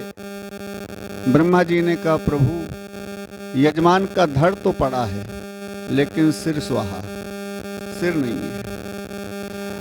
भगवान शिव ने फिर बकरे का सिर मंगवाया और बकरे का सिर दक्ष के धड़ पर रख करके जोड़ दिया।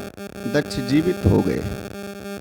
अहंकारी सिर तो कट चुका है, बकरे का सिर लगा है। अब शिव तत्व को पहचाना, शिव जी की महिमा को जाना दक्ष ने, तो फिर बकरे की आवाज में हर हर बम बम, हर हर बम बम की ध्वनि बोलने लगे। शिव जी की जय जयकार करने लगे, बोलिए शंकर भगवान की। और हर हर बम बम, हर हर बम बम बकरे की आवाज में बोलते हैं।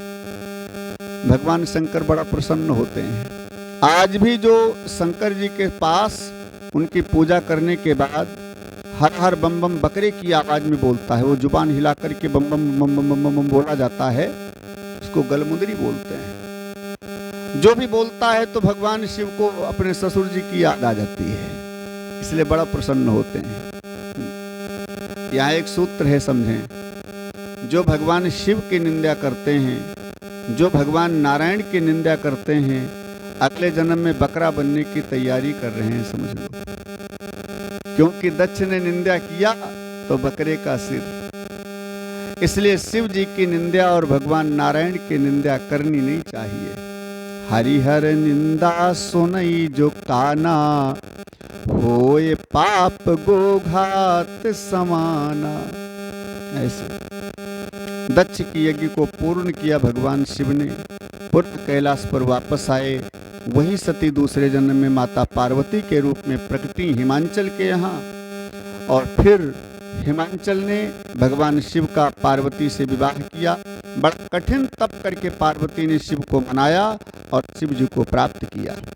पुनः शिव जी का और भगवान माता पार्वती का विवाह संपन्न हुआ, जिनसे खडानंद जी का और गणेश जी का जन्म हुआ। बोलिए गौरी शंकर भगवान की। शिव जी हैं विश्वास और माता पार्वती हैं श्रद्धा। बिना श्रद्धा के विश्वास को भटकना पड़ता है और बिना विश्वास के श्रद्धा को जलना पड़ता है। विश्वास है भगवान शंकर, तो भगवान शंकर ने माता सती माने श्रद्धा को अपने से अलग कर दिया, तो बिना विश्वास के श्रद्धा को जलना पड़ता है। तो माता सती को दक्ष की यज्ञ में जलना पड़ा, और बिना श्रद्धा के विश्वास को भटकना पड़ता है। जब श्रद्धा विश्वास से अलग हो गई, माने सती जी जल गई दक्ष की यज्ञ में, तो विश्वास माने भगवान शंकर को भटकना पड़ा। मार्कंडे पुराण इत्यादि में कथा आती है कि शिव जी सती जी के सब को, लाश को अपने कंधे पर लेकर के तीनों लोकों में घूमे थे, भ्रमण किया था, भटके थे। विश्वास को भटकना पड़ता है। इसलिए विश्वास और श्रद्धा दोनों हमारे मन में जब उतरते हैं तब भक्ति हमारी सुदृढ़ होती है। और जब श्रद्धा विश्वास दोनों एक साथ मिलकर के हमारे जीवन में उतरते हैं, हमारे मन में उतरते हैं, तो कर्मयोग आता है जीवन में। कर्मयोग माने कर्म करने की कला। जो हम खेती बाड़ी व्यापार व्यवसाय संसार के कर्म करते हैं, ये हमारे कर्म नहीं हैं, ये मजबूरी है। नहीं करोगे तो पेट पालन कैसे चलेगा। जो कर्म करने के लिए संसार में हम आए हैं वो हमारा कर्म है। उसको अगर करते हैं तो समझ लो हम अपना कर्म कर रहे हैं। कौन सा? परमार्थ को सुधारना, परमात्मा को प्राप्त करने का साधन करना, ये हमारा वास्तविक कर्म है। इसके बारे में गीता में भगवान कन्हैया ने बहुत जोर देकर के अर्जुन को बताया है कि कर्म क्या है, कैसे करना चाहिए। कर्मण्येवाधिकारस्ते मा फलेषु कदाचन। कर्म करो, फल की इच्छा मत करो। लेकिन खेती बाड़ी करना, व्यापार व्यवसाय करना, सरकारी नौकरी करना, संसार में पेट भरने के अनेक प्रकार के काम करना, ये हमारा कर्म नहीं, ये मजबूरी है, इसे तो करना ही पड़ेगा। लेकिन इसके साथ साथ जो करने के लिए मानव जीवन मिला है, इसको जरूर करना चाहिए। कौन कर्म?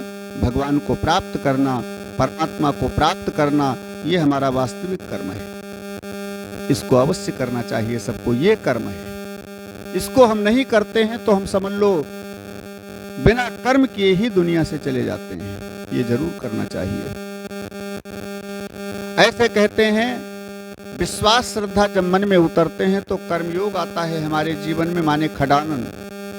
कर्मयोग का प्रतीक है खडानन, भगवान शिव के प्रथम पुत्र। और जब कर्मयोग हमारे जीवन में उतरता है तब विवेक आता है। विवेक का प्रतीक है श्री गणेश जी।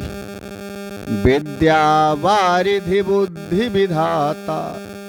भगवान गणेश माने विवेक की प्राप्ति होती है, और जब विवेक आता है तो परमात्मा की प्राप्ति होती है। बिनु सत्संग विवेक न होई, और राम कृपा बिनु सुलभ न सोई। बिना सत्संग के विवेक नहीं आता, और जब तक विवेक नहीं आता तब तक हमें परमात्मा की प्राप्ति संभव नहीं है। इसलिए ये विवेक तभी आता है जब श्रद्धा विश्वास माने शिव पार्वती की कृपा हो, हमारे जीवन में उतरें और कर्मयोग हमारे जीवन में आए, तब विवेक की प्राप्ति होती है। तब हमारा कर्म मानव जीवन पाना यह सफल होता है। यह इस कथा का उद्देश्य है और रहस्य है। इसी के साथ हम आज की कथा को विराम देंगे।